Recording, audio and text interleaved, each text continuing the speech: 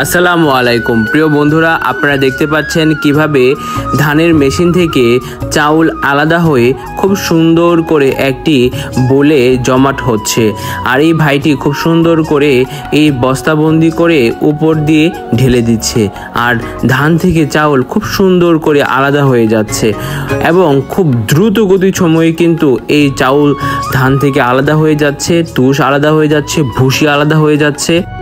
আসলে এই সুন্দর প্রযুক্তি দেখে আমাদেরকে এই কৃষিতে আরো বেশি অগ্রসর হওয়ার জন্য গভর্নমেন্ট সবসময় চেষ্টা করে যাচ্ছে। আসলে এই কৃষি যন্ত্রপাতি যতই আধুনিক হবে, কৃষি কাজ কিন্তু তত সহজ হয়ে যাবে। দেখুন কত সুন্দর করে খুদের চাল পড়ছে, আসলে একদম পরিষ্কার পরিচ্ছন্ন, কোনো ময়লা মাটি নেই। আহা কি সুন্দর।